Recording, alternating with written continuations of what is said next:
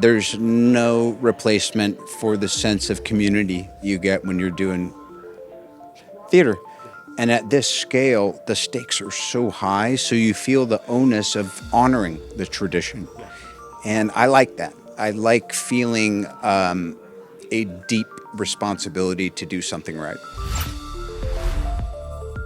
Hello, I'm Richard Ridge for Broadway World. Lincoln Center Theater kicks off their 40th anniversary season with McNeal, the new play by Pulitzer Prize winner Ayad Akhtar. It is directed by Bartlett Sher and features a stellar cast led by Academy Award winner Robert Downey Jr., who's making his Broadway debut, and I caught up with the company during a break in rehearsal. Ayad Akhtar is probably the best writer I'm aware of right now, and the proof was in the pudding. I knew I was going to commit to this come hell or high water before I was halfway done reading it. Obviously, the Vivian Beaumont Theater is a place that is so rife with history that to be bringing something new and fresh to it, which is what it's done at every stage. It's not an old-timey theater. It's always been in the moment, been the front of what was possible in theater. So I think it deserves a new show, a show that's poignant, that subject matter is timely, and that, you got Ayad, Bart, this incredible crew. How about even just all the other departments here and the designers and all that stuff? I forgot. I mean, clearly, there was nothing to forget. I'd never done anything at near this scale, so it's mind-blowing. Well, excitement can mean many different things, right? It can mean terror. It can mean joy. It can be kind of giddiness. It can be excited being with a group of people. I think it's all those things, really. And particularly excited to be back doing theater because I haven't done anything since 2019. There were so many other ingredients in it. I wanted to do a play. I wanted to come full circle with Robert Downey Jr., having worked with him. I wanted to be here with Andre Bishop. And then I read the play and I thought, well, this is a world I know nothing about. And can I bring it to life? It's not a musical comedy, right? It's not Noises Off. I don't know if I've ever done anything like this before. So it's a challenge. Why shouldn't I take challenges at my age? We are just having a wonderful time. I mean, part of the reason I wanted to do it was just this group of incredible artists. And, they don't call it a play for nothing. You have to be able to play. And Bartlett is incredible at creating an environment where we get to play. And that doesn't mean you're not taking it seriously and you're not focusing, but you are able to move and pivot and change. And Ayad is working the play right there on the floor with us, rewriting, changing. Robert is able to he's playful, he's collaborative. There's a lot of generosity with all of these artists. I'm very excited, actually, to be returning to Lincoln Center also and to be working with these incredible actors. So, yeah.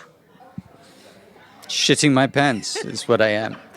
It's extraordinary. I don't know what I'm doing here. I hope it'll be okay. That's how I feel about it. But I think the excitement will come, but I'm learning. You're going to have to help me learn, and so is she, as she is already. I've been a longtime fan of Ayad's writing, especially as, an Indian South Asian actor. I was looking at a lot of his plays during grad school. I'm such a big fan of Disgraced and all his past work. And I think what his writing in this play does so uniquely is make all this larger commentary about our society, the way we're wrestling with these bigger questions, while still being so dropped into just the human elements of a scene. He is able to make these larger, really important points that we as a society and audience have to confront, while also just being so focused on the relationships and kind of commenting on human nature in such a brilliantly done way. When I first read the play, I had this idea that AI was something so separate from who we are as people today, how we function, how we live. And what I realized when I read the first run of the play, maybe even before the workshop, was that there's this possibility, which is the scary possibility, that perhaps AI has always been a part of our life, longer, far longer than we've clocked, than we've realized, and we've allowed it to, welcome, like then we've welcomed it into our life, and that this play is tackling that question head on is scary, and I feel like it's really timely, and and I was really interested in what it was going to like how to have this digital presence. How does AI become a character in a play? That was very curious to me. What do you hope audiences will take away, or what kind of conversations do you think they should or will have after seeing this? I have an answer that I can speak and one that I can't. The one that I can speak is to say, well, I hope that they will be moved, and I hope that they will take away some things that they feel they can't not wrestle with. And I hope they feel compelled to keep thinking about it and to keep feeling about it. I mean, the thing about the theater and the thing that AI does so well is he brings you into conversations that we are afraid to have, that are really dangerous, not only the technological ones, but the human ones. And so I think audiences will be surprised and elevated and challenged by all the conversations. And not necessarily walking out like, oh, wasn't that fun? That's not the issue. The issue is that they've been brought to think and alive inside of questions with other human beings in the same room without their cell phone on, although there's a big cell phone on in front of them called the stage. But it's pretty fun. That's the deepest kind of celebratory human experience you can have, like we're all sitting on the hillside in Delphi watching, a great play. What are you enjoying the most about working on this show?